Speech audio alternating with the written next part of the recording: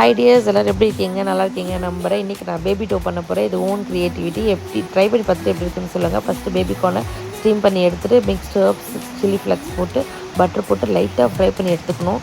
அது கூடவே உருளைக்கிழங்கு வேக வச்சு எடுத்துருக்கேன். இது என் சிஸ்டர் டாட்டருக்கு பண்ணுறதுனால உருளைக்கிழங்கு நான் சேர்த்துக்கிறேன். இது குழந்தைங்களுக்கு ஃபேட் கொடுக்கும், நல்லாவும் இருக்கும் டேஸ்ட்டு. ட்ரை பண்ணி பார்த்துட்டு கண்டிப்பாக எப்படி இருக்குன்னு சொல்லணும்.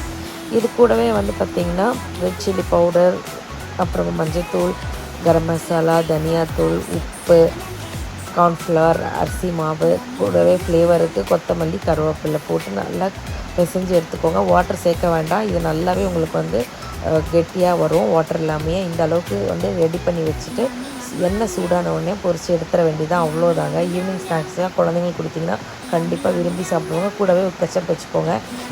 என்னோட இன்னொரு சேனலில் நிறைய சப்ஸ்கிரைப் இருக்காங்க. நான் இதில் ஃபோக்கஸ் பண்ணுறதுனால அந்த சேனலில் நான் வீடியோஸ் போடுறதில்ல. ஸோ நான் அதை டேக் பண்ணுறேன், அதுக்கும் ஃபாலோ பண்ணுங்கள். இதுக்கப்புறம் அதில் தான் வீடியோஸ் போடுவேன். ஒஸ்தானண்டி.